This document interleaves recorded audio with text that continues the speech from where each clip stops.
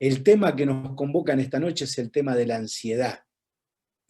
Estamos al umbral, mañana comienzan los días de la Semana Santa, ¿sí? Con la entrada triunfal de Jesús en Jerusalén, y después viene todo lo que pasa en Semana Santa, como bien nos estaba compartiendo Ángel. Pero hoy, como sábado, tengo la oportunidad de cerrar un ciclo de unas reflexiones, y tanto Leandro como Mari me pidieron hacer ese cierre, esa secuencia.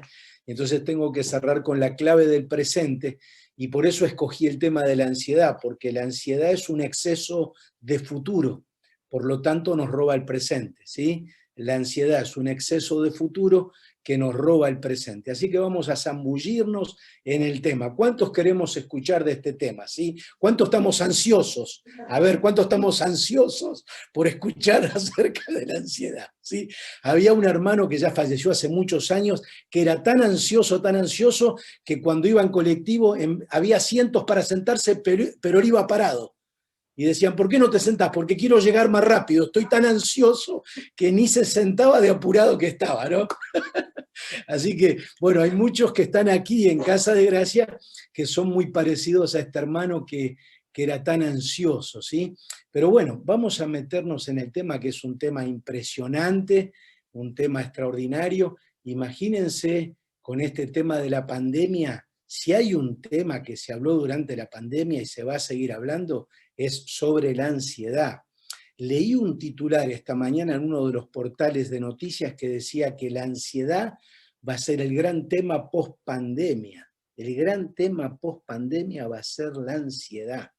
Es que es un tiempo de agonía, de enfermedad, de muerte, de soledad, de tristeza, que la vacuna, que la no vacuna, que el contagio, que se cierran nuevamente las fronteras, que la segunda ola, que la economía, tantas cosas que nos llevan a un clima de ansiedad inevitable. Pero vamos a ver un poco este tema, vamos a verlo, yo quisiera verlo detenidamente, es un poquito, si yo lo voy a hacer muy pausado, va a ser un poco extenso, así que voy a hablar tranquilo, pero tratar de mantener un ritmo para que podamos abordar el tema. Por favor, presten atención porque es muy interesante, y voy a pedir que pongamos el texto en pantalla, que es la primera carta de Pedro, capítulo 5, versículos 5 al 7, que dicho sea de paso, en los dos últimos mensajes que nos compartió el pastor, habló del tema de la humildad y el orgullo, y nos habló también del tema de la gracia y del tema de la ansiedad. Y uno de los textos que leyó el sábado pasado Leandro fue precisamente este texto de Primera de Pedro 5, versículos 5 al 7, que es el que yo escogí en esta noche para dar esta perspectiva acerca de la ansiedad en el Nuevo Testamento. El texto dice de la siguiente manera, y lo leemos en el nombre del Padre, y del Hijo, y del Espíritu Santo. Dice así: asimismo, jóvenes, sométanse a los ancianos, revístanse todos de humildad en su trato mutuo, porque Dios se opone a los orgullosos, pero da gracia a los humildes. Humíllense, pues, humíllense. Observen que en todo el texto hay un mandato, hay una palabra fuerte, hay un imperativo. Humíllense, pues, bajo la poderosa mano de Dios, para que Él los exalte a su debido tiempo. Depositen en Dios, en Él, toda ansiedad, porque Él cuida de ustedes. Qué hermosa palabra, qué hermoso texto, ¿sí? Qué hermosa palabra y qué hermoso texto. Así que bueno, vamos a introducirnos en este tema, y quiero mencionar primero, voy a dar alguna explicación de la ansiedad muy breve para luego meternos en el desarrollo bíblico, ¿sí? Primero que nada, la ansiedad es un mecanismo de defensa. Es un mecanismo de defensa desde lo psicológico, ¿sí? Es como una respuesta de alerta ante situaciones amenazantes. Hay situaciones que amenazan, situaciones de peligro, situaciones de zozobra, y nos ponemos en alerta, tanto en el pensamiento, en las emociones y aún físicamente. Esta situación de alerta nos empuja a tomar acciones, medidas, como por ejemplo huir frente a una situación que nos genera ansiedad, una situación de amenaza, huir o afrontar el problema, o adaptarnos a la situación. Cuando un problema persiste a lo largo del tiempo, tenemos que aprender a liderar ese proceso que nos puede llevar a un terreno de ansiedad y de preocupación constante. Entonces, cuando tenemos que convivir con situaciones que son difíciles en la vida, ¿sí? Un tema económico, una falta de trabajo, un problema con un hijo, etcétera, nos conviene adaptarnos y liderar ese proceso descansando en Dios. Y también neutralizar, a veces tenemos que cruzar el problema, enfrentarlo, neutralizarlo en el nombre del Señor. Como mecanismo de defensa, la ansiedad es algo bueno, es algo funcional, es algo absolutamente normal en todos los seres humanos. Ahora, cuando se altera esta función, cuando ya nos supera, cuando la ansiedad nos controla, entonces trae problemas de salud y tiende también a paralizarnos, ¿sí? Trae problemas de salud y también tiende a paralizarnos, a detenernos. Yo quisiera compartir con ustedes algunos síntomas, ¿sí? Lo voy a hacer muy breve. Vamos a hablar de los síntomas físicos, que en la encuesta aparecieron algunos de estos síntomas. A ver, los voy a mencionar. Sudoración. Cuando aparece una sudoración fría, ¿no? Yo a veces, regularmente, digo, voy a visitar a mi mamá y a veces ella me dice, Nico, ¿qué debe ser que amanecí así, toda empapada con sudor frío? O me viene como un sudor frío, ¿no? La sudoración, y especialmente cuando es una sudoración fría, es un síntoma físico de una ansiedad que está tomando control. La sequedad de la boca, en la boca, por ejemplo, ¿sí? Cuando se seca la boca, especialmente cuando tenemos que hablar en público, nos sucede que eso es un momento de tensión, nos ponemos un poquito nerviosos y se nos seca la boca. Mareos, ¿sí? Mareos, temblores, tensión muscular, el hecho de que nos pongamos tensos físicamente, que se nos endurece el estómago, que se entumecen los músculos, es un síntoma de ansiedad. La cefalea, los dolores de cabeza, las palpitaciones y las taquicardias, los dolores en el pecho, las náuseas, ¿sí? Los vómitos, la arritmia cardíaca y también la hipoglucemia. Observen bien. La hipoglucemia es cuando baja el nivel de azúcar en sangre por debajo del umbral mínimo, que es 70, ¿sí? La hipoglucemia es por debajo, hiper es mucho cuando la glucemia está alta, cuando el azúcar está alto. Así que la hipoglucemia, el hecho de que el azúcar en sangre baje sus niveles de manera pronunciada, que hasta puede producir desmayos y demás, esto es una señal física de que puede haber un nivel de ansiedad alto, ¿sí? Una situación emocional que está afectando. Ahora, ¿cuáles son los síntomas psicológicos y conductuales que afectan la psiquis y la conducta? Bueno, una sensación de agobio, por ejemplo, ¿sí? Nos sentimos agobiados, cansados, con desgano de hacer cosas, tirados, con cierto agotamiento emocional. Esa es una sensación y un síntoma de ansiedad. Miedo a perder el control, cierto miedo a que perdamos el control de una situación, la falta de concentración.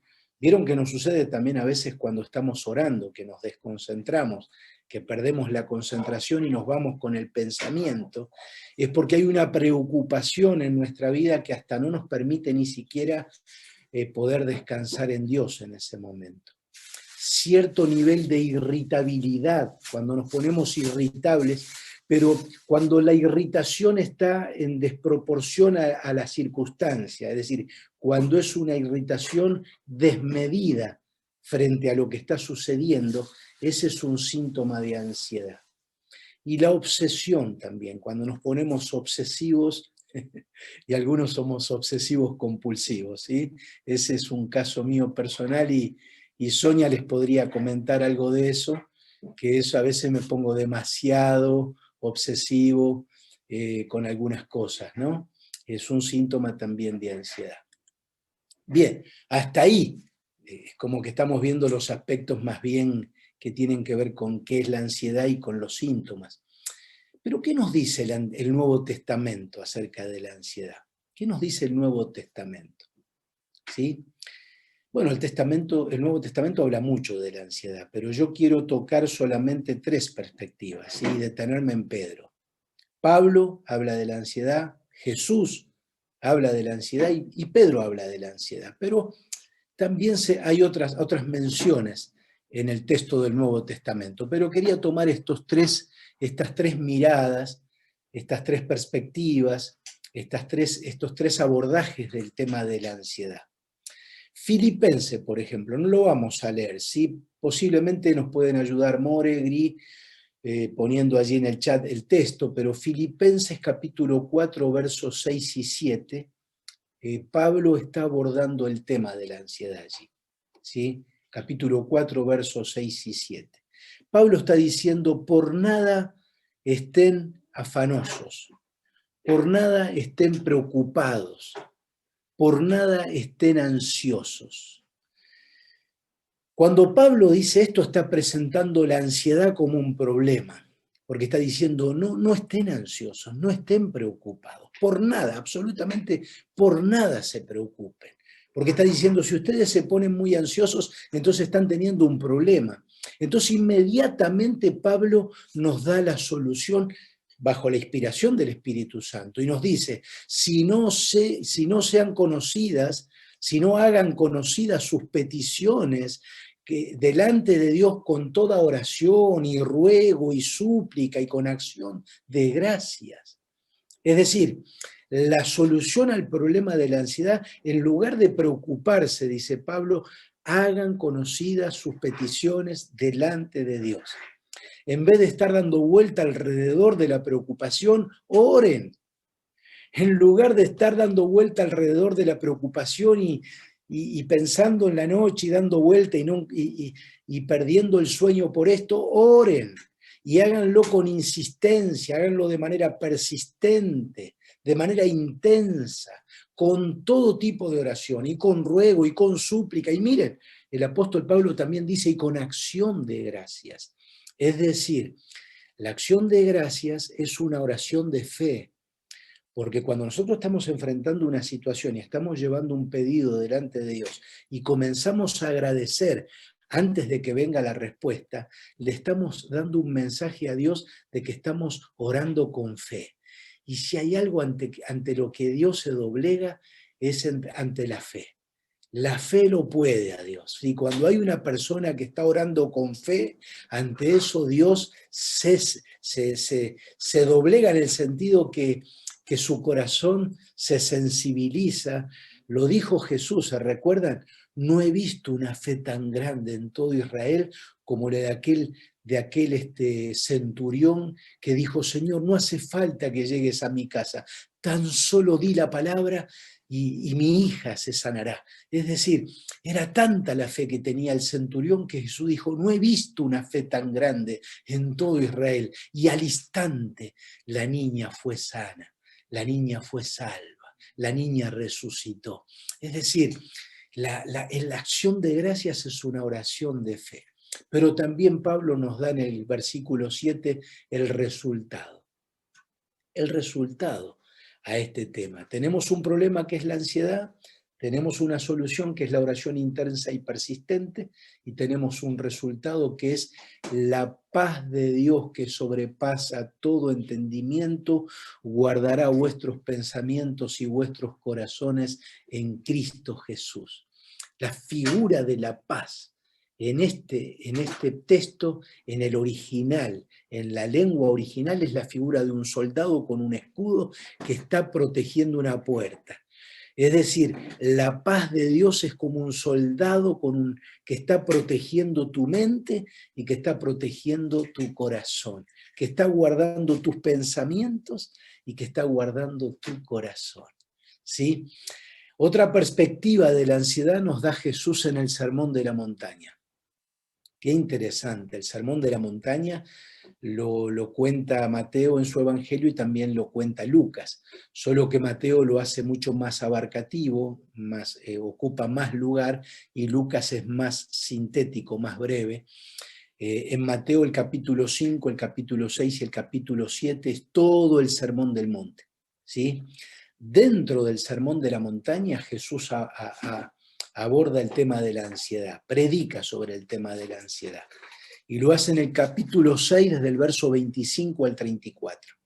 Capítulo 6 de Mateo, verso 25 al 34, en el Sermón del Monte, en esta parte Jesús toca el tema de la ansiedad.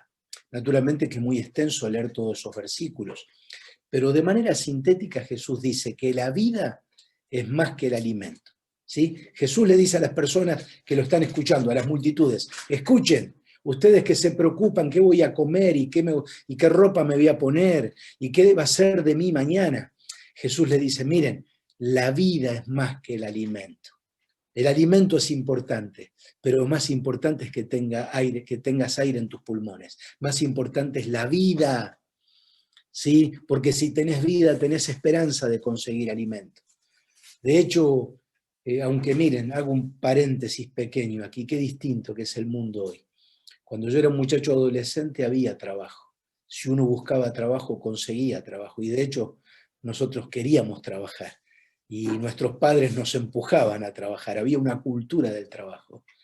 Hoy vemos que es tan difícil conseguir trabajo y también los jóvenes les cuesta buscar trabajo y les cuesta trabajar también. Y se está perdiendo la cultura del trabajo. Pero Jesús está diciendo, si hay vida, hay esperanza de que haya alimento. La vida es más que el alimento. ¿Se entiende lo que está diciendo Jesús? Y el cuerpo es más que el vestido. O sea, este mensaje es para las mujeres que me están escuchando en esta noche, ¿sí? Para mi esposa en especial. Es una palabra para ella, ¿sí? Me estoy parapetando detrás del púlpito para decirle a ella, Sonia, el cuerpo es más importante que el vestido. ¿Se entiende lo que estamos diciendo? Porque el vestido es muy importante, pero para eso hace falta cuidar el cuerpo, hace falta cuidar, hacer dieta, alguna dieta también para que la ropa entre. O sea, Jesús está dando un mensaje, ¿sí?, muy actual también a las chicas. Hay que cuidar el cuerpo porque el cuerpo es más importante que el vestido. Y Jesús está diciendo el futuro está en las manos de Dios. El futuro está en las manos de Dios. A todos ustedes que me están escuchando y que están ansiosos por el alimento, por la ropa, por qué será de mí mañana, miren, el futuro está en manos de Dios. El futuro de los creyentes está en las manos de Dios. La propuesta de Jesús con el tema de la ansiedad es muy concreta. Jesús dice, busquen el reino de Dios por encima de todo lo demás y lleven una vida justa y Él les dará todo lo que necesiten, ¿sí? La Reina Valera dice, buscad del reino de Dios y su justicia, y todas estas cosas, la comida, el vestido, la casa, el trabajo, el futuro, serán añadidos. ¿Sí? La prioridad en la propuesta de Jesús para resolver el tema, la solución para enfrentar el tema de la ansiedad para Jesús es buscar el reino de Dios.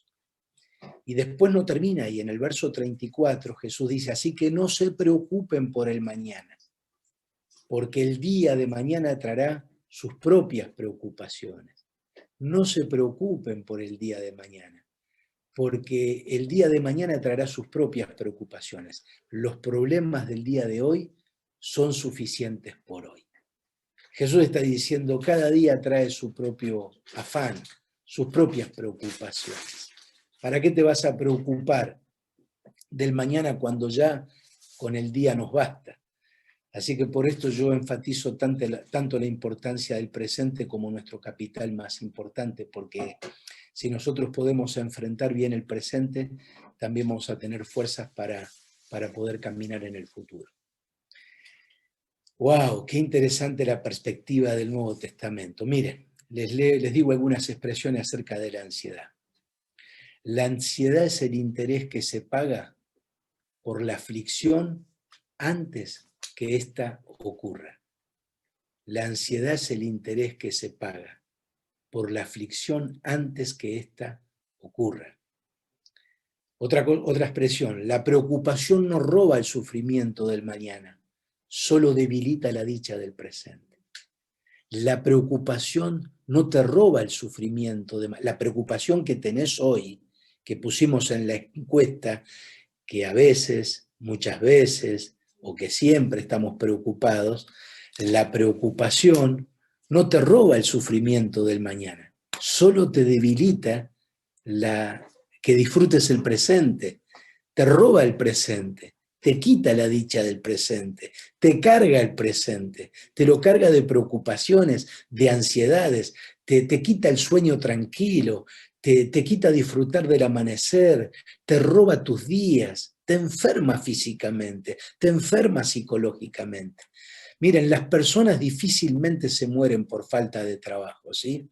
En realidad sí que puede una persona morirse si se excede trabajando día y noche, pero en las estadísticas, en las estadísticas realmente es muy poco el índice de mortalidad por exceso de trabajo, ¿sí? Pero sí, la gente muere por problemas circulatorios, la gente muere porque se afecta el sistema nervioso, y esto es producto de la ansiedad. Miren, se hizo una investigación hace muchos años, esto no es un dato actual, pero la investigación tiene vigencia. Investigadores investigaron acerca del tema de la ansiedad, hicieron un estudio muy profundo con estadísticas, como este tipo de encuestas que tuvimos hoy al comenzar la reunión, pero masivas, ¿no? Con grandes cantidades de personas y con muchas preguntas también, y llegaron a esta conclusión que es totalmente interesante, absolutamente interesante. El resultado de la investigación dice que el 40% de las cosas que nos producen ansiedad nunca nos van a suceder.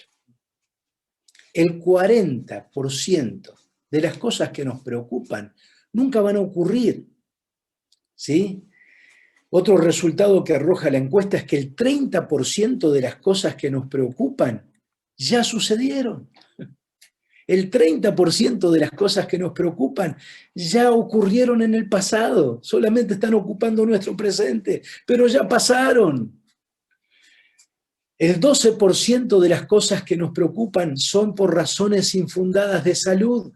Te hiciste un estudio médico, te dieron un resultado y todavía no tenés todo el panorama del tratamiento, de la medicación, del diagnóstico en su totalidad, y ya te hiciste, te preocupaste, te cargaste, seguramente que tengo esto, que tengo lo otro, ya perdés el sueño, ya... Me explico, hay razones infundadas de salud que nos generan ansiedad y nos roban el presente. Y la encuesta también dice que un 10% tiene que ver con angustias diarias, de lo cotidiano, que no aportan nada, que no contribuyen para nada a solucionar los problemas. Solo el 8% de todo lo que nos preocupa, solo el 8% tiene un fundamento real. Solamente un 8% está conectado con situaciones reales de la vida. O sea que hay motivos para preocuparnos, pero es solamente un 8% de todo lo que nos preocupamos. Por eso Pablo dice, por nada se preocupen, mejor hagan conocidas delante de Dios esas cosas que les preocupan, pero háganlo de manera intensa, de manera persistente, con toda oración, con todo ruego, con toda súplica y con acción de gracias, y la paz de Dios, que sobrepasa todo entendimiento, guardará los pensamientos y guardará el corazón, las emociones. No te preocupes por lo que no podés cambiar. Hay no sé si un proverbio o un dicho chino. Estos chinos tienen tantos dichos, ¿no? Nos trajeron el virus también, todavía no nos dieron ninguna explicación, ¿no?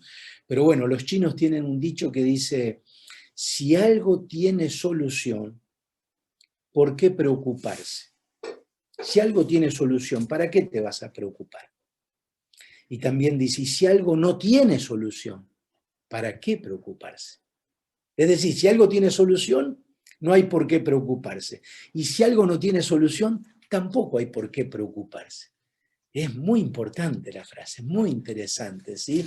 Parece muy sencilla, muy simple, sin embargo dice una gran verdad. Miren, yo escribí algo pensando en este mensaje, que digo, no lo tomen literalmente, pero es algo que se me ocurrió para conectar con la depresión que les voy a hablar ahora más adelante. De hecho, antes de decir la frase que escribí, quiero mencionar lo que la Organización Mundial de la Salud decía mucho antes de que venga la pandemia. La Organización Mundial de la Salud, la OMS, anunció que el futuro, los dos grandes temas del futuro de la humanidad serían la depresión y la anemia. Lo voy a repetir. La Organización Mundial de la Salud, mucho antes de que comience la pandemia, anunció que los dos grandes temas que van a afligir a la humanidad en el futuro van a ser la depresión y la anemia. La depresión, por toda la angustia emocional, la ansiedad, la carga emocional que las personas llevan a diario, y la anemia por la falta de buena alimentación, ¿sí? Por el aumento de la pobreza, por la falta de trabajo y por una mala alimentación. Ahora, escuchen esta frase que terminé de escribir esta semana y dice así: la ansiedad es la antesala de la angustia. La angustia es la antesala del dolor. El dolor es la antesala de la depresión. La depresión es la antesala de la pérdida de la voluntad propia. Y no hay nada más terrible que le puede pasar a un ser humano que la pérdida de la voluntad propia. Cuando un ser humano pierde la capacidad de ejercer su voluntad, es algo terrible, es algo muy doloroso, pero es el resultado de la depresión. Y la antesala de la pérdida de la voluntad propia es la muerte, es lo que te lleva a la muerte. De hecho, la depresión puede llevar a la muerte por la pérdida del ejercicio de la voluntad. La ansiedad, cuando se vuelve persistente, la ansiedad cuando nos controla, la ansiedad cuando nos domina y ya no es funcional, ya no es preventiva, puede desembocar en diferentes vías que afectan la salud y la vida emocional. Pero una de esas vías es la depresión. Es la depresión.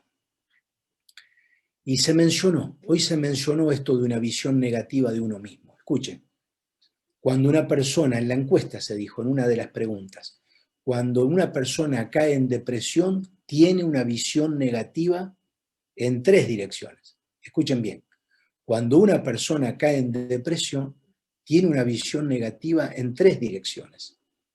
Tiene una visión negativa de sí mismo, que fue la pregunta que se nos hizo en la encuesta, ¿sí? ¿Qué visión tenemos? Si tenemos una visión negativa de nosotros mismos, nunca, a veces, muchas veces, casi siempre. Cuando una persona cae en depresión, y hay distintos niveles de depresión, pero cuando una persona cae en depresión, generalmente cae en depresión porque tiene una visión negativa de sí mismo. Tiene como un sentimiento de pobreza de sí mismo, ¿sí? Que tiene una personalidad pobre, una personalidad deficitaria, una personalidad que no sirve, que es una persona negativa, una persona insegura, una visión negativa, se construye una visión negativa de sí mismo. La segunda dirección es que tiene una visión negativa del mundo que lo rodea. Es decir, no solo, porque puedo tener una visión negativa de mí mismo, pero puedo pensar que alrededor el mundo es un mundo de esperanza, que hay personas que son positivas, que hay valores más allá de mí mismo. Pero cuando también tenés una visión negativa del mundo que te rodea, entonces la cosa se pone fea. Y la tercera cosa es cuando tenés una visión negativa del futuro, cuando el futuro está vacío, cuando no hay nada adelante, cuando no hay nada en el mañana, cuando ese mañana está vacío de propósito, entonces es una triada depresiva, una visión negativa de mí mismo, una visión negativa del mundo que me rodea y una visión negativa del futuro. Ese combo es un combo explosivo que explica el suicidio. Ese combo explosivo explica el suicidio. Es decir, cómo esa persona se quitó la vida. ¿Qué pasó para que tome semejante decisión? muy probablemente sucedió que se juntaron estas tres cosas y produjo una explosión fatal, ¿sí?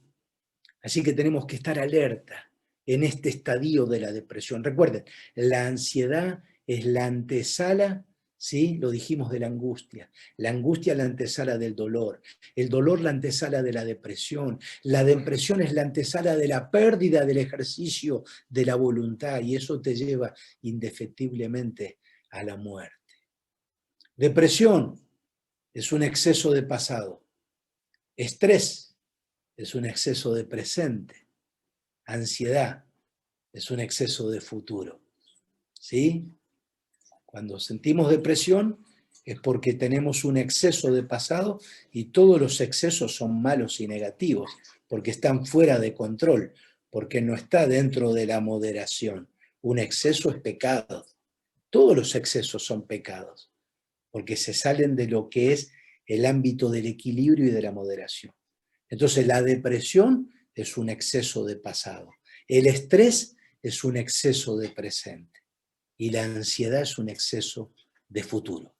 Termino, redondeo la idea con los imperativos de Pedro. Quiero terminar con este imperativo del apóstol Pedro, que después de hablar a los jóvenes y decirle, estén sujetos a los líderes que están en autoridad y seamos todos humildes, tengamos una humildad mutua entre nosotros, reconozcamos el valor del otro, consideremos que el otro tiene un valor y que es superior a mí. No nos creamos nada en esta vida, no nos creamos que la sabemos toda, ¿sí? Recordemos lo que dijo el famoso filósofo Sócrates, ¿sí? Solo sé que no sé nada. Cuanto más creemos que sabemos es cuando menos sabemos, porque cuando ampliamos nuestro conocimiento nos damos cuenta que nos queda cada vez más por conocer. Entonces, seamos humildes, dice Pedro, sean humildes en el trato mutuo ustedes, y los jóvenes respeten a los ancianos, respeten a los que están en autoridad. Y luego dicen, y humíllense, y aquí viene un imperativo, este es un mandamiento. No es para tomarlo a la ligera. Jesús dijo, el que se humillare será enaltecido, pero el que se enalteciere será humillado. Así que esta es una palabra muy importante, y Leandro nos habló dos mensajes, los dos últimos mensajes acerca de la importancia de la humildad, ¿sí? Para alcanzar la gracia del Señor. Así que miren, humíllense, dice Pedro, bajo la poderosa mano de Dios, para que Él los exalte cuando fuere tiempo, echando sobre Dios todas nuestras ansiedades, todas nuestras preocupaciones, porque Él tiene cuidado de nuestra vida, de nuestro presente, de nuestra familia, de nuestro futuro, de nuestros sueños, de nuestros proyectos. Pero presten atención donde está la clave de la expresión de Pedro. Pedro recurre al Antiguo Testamento cuando dice, humíllense bajo la poderosa mano de Dios. Humíllense bajo la poderosa mano de Dios. Toma una figura del Antiguo Testamento, ¿sí? Con mano fuerte te sacó el Señor de Egipto, con mano fuerte te sacó el Señor de la esclavitud. Éxodo 13, capítulo 13, verso 9. Señor, tú has comenzado a mostrar a tu siervo tu grandeza y tu mano poderosa, dice Moisés, Deuteronomio 3:24. Señor, tú has comenzado a mostrar a tu siervo tu grandeza y tu mano poderosa. Y también otro texto en que se basa Pedro dice, sacó el Señor a su pueblo con mano poderosa, sacó el Señor a su pueblo con mano poderosa, después de 400 años de esclavitud, Deuteronomio 9:26. La idea en este pasaje de Pedro en cuanto a la ansiedad es que Dios le da a los creyentes un destino firme. Dios tiene el control del futuro, el control del mañana. A vos que me estás escuchando y estás cargado de preocupaciones y de ansiedades y que te desvelás por las noches. Miren, yo estaba haciendo un trámite con una persona, un funcionario, a quien tuve que mostrarle mi poder como apoderado de la institución. Y en ese momento, cuando ese hombre comenzó a leer el poder para que yo firmara un documento, esto ocurrió hace unas 2 o 3 semanas atrás, en una oficina. Ese señor, cuando leyó que yo soy pastor, levantó la mirada y me dijo, ¿usted es reverendo? Me dijo, porque el poder es un poder del 2001 y dice, reverendo.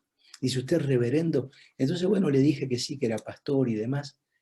Y saben que eso hizo un clic. Veníamos hablando de todo el tema que nos reunía para ese trámite, pero ese hombre a partir de ese momento abrió su corazón y me dijo, desde que falleció mi padre, hace unos meses, a la edad de 85 años, yo no puedo conciliar el sueño en las noches. Porque tengo, y esto creo que lo comenté, si no lo comenté aquí, lo comenté en algún lado, en otra situación, hace poco, pero si lo comenté les pido me disculpen, pero este hombre me miró y me dijo, tengo la imagen de mi padre arreglando el Citroën. Tengo la imagen de mi padre arreglando el Citroën y yo era un niño, un adolescente. Hoy tengo más de 60 años. Mi padre falleció a los 85 hace unos meses. Tan rápido se fue que yo dije, como él falleció, ¿qué me queda a mí? Puedo fallecer en cualquier momento. Ese hombre le agarró un miedo a la muerte, le vino un temor a la muerte, con el fallecimiento de su padre, y que lo recordaba, o un hombre arreglando el vehículo, y él siendo un niño, él dijo, como él se fue, me puedo ir yo. Y él tiene su esposa, tiene sus hijas, tiene su suegra, tiene su familia. Me comentaba después, abrió su corazón, me hablaba de la familia. Yo pude hablar muchas cosas, le hablé de la paz, hablamos tanto, hasta que nos despedimos, seguimos hablando del Señor. Fue algo tan hermoso. Y ese hombre, todo comenzó porque me dijo, perdí, desde ese momento yo dormía bien en las noches, pero desde que murió mi padre no puedo conciliar el sueño, me desvelo todas las noches. Yo no lo volví a ver después de aquella charla que tuvimos, pero estoy convencido que ese mismo día, que era una tarde alrededor de las 6 de la tarde, yo estoy convencido que esa misma noche ese hombre durmió plácidamente, porque escuchó hablar de Jesús, de la paz que te da el Señor, que no es la paz como la da el mundo, que es una paz que todo lo llena. Así que la idea de Dios, en la idea donde Pedro está desarrollando el tema de la ansiedad, es que Dios le da a aquellos que confían en Él y son humildes, a aquellos que se dejan conducir por el Señor, a aquellos que le entregan a Dios el timón de su vida y de la vida, el Señor les da un destino firme. El Señor les da un destino firme. ¿A quiénes? A aquellos que confían en el Señor y son humildes, a aquellos que se dejan conducir por el Señor y a aquellos que le entregan a Dios el timón de su vida y el timón de la vida.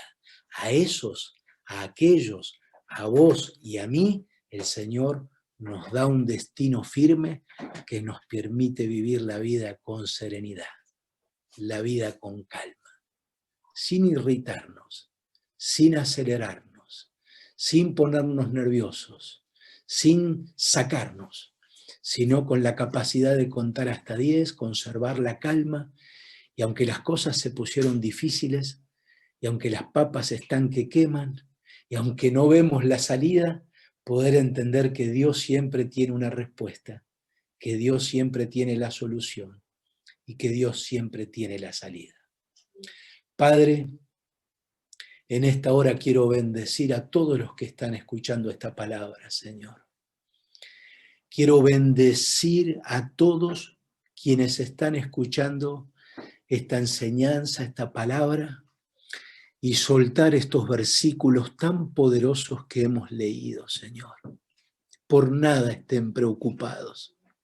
Por el contrario, hagan conocidas delante de Dios sus peticiones con toda oración y ruego y súplica y con acción de gracias, y la paz de Dios que sobrepasa todo entendimiento, guardará la mente y guardará las emociones.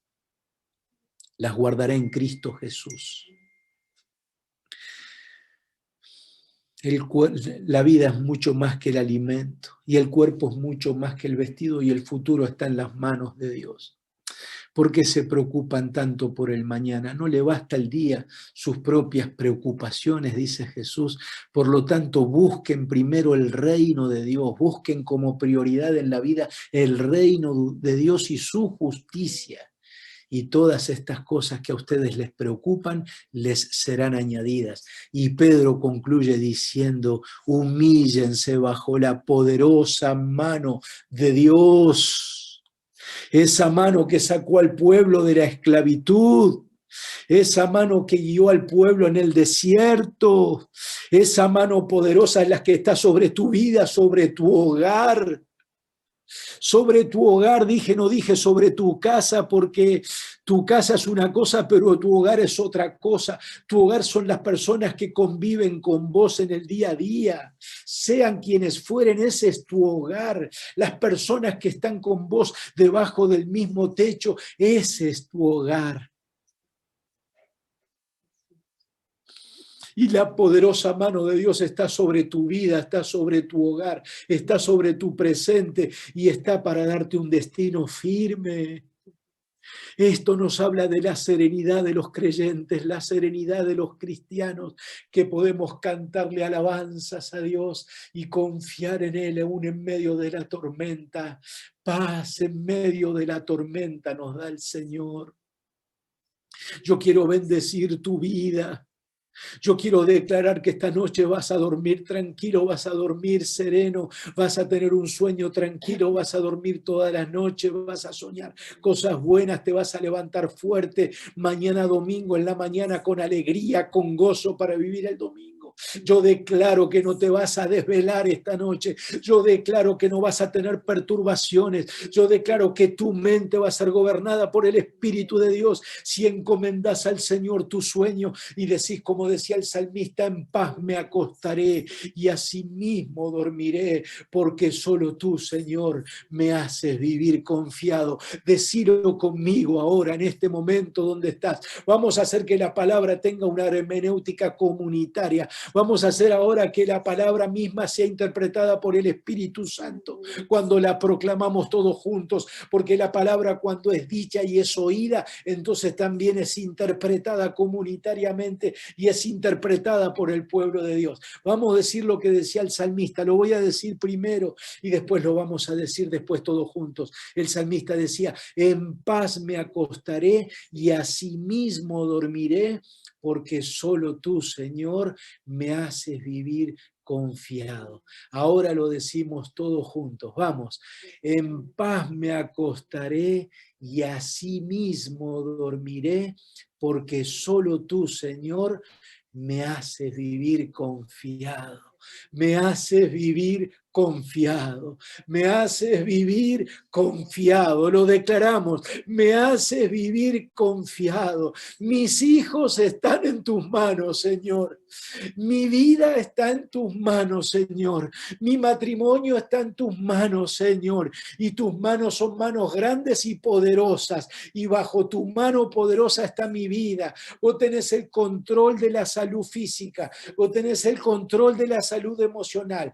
Vos tenés el control de la salud psicológica. Vos tenés el control de la salud espiritual. En el nombre de Jesús, cortamos todo exceso en esta noche. Todo exceso de pasado, todo exceso de presente y todo exceso de futuro en el nombre de Jesús. Cortamos toda depresión, todo estrés emocional y toda ansiedad que está fuera de control en el nombre de Jesús y ponemos todo bajo el control de nuestro amado Señor y Salvador Jesucristo. Todos decimos amén, aleluya. Todos declaramos el poder de Dios. Todos declaramos la presencia de Jesús en esta hora. Pone tus hijos en las manos del Señor. Pone tu economía en las manos de Dios. Pone tu trabajo en las manos de Dios.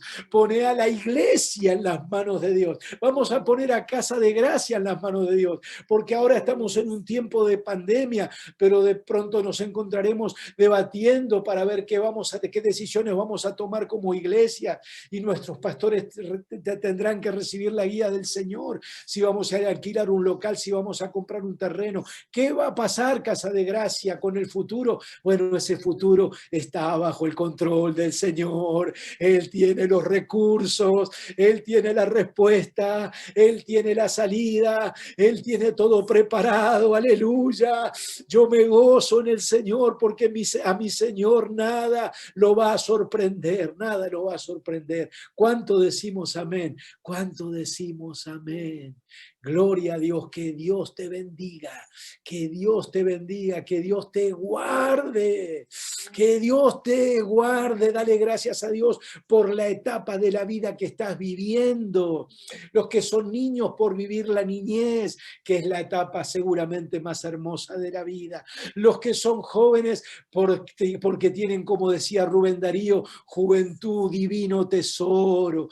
La juventud es un tesoro. Y como decía Gardel Lepera, 20 años ajenos al dolor, con toda una vida por delante, con proyectos, con sueños, con perspectivas, con la mejor etapa de la vida, porque la gloria de los jóvenes es su fuerza, su vitalidad, su vigor.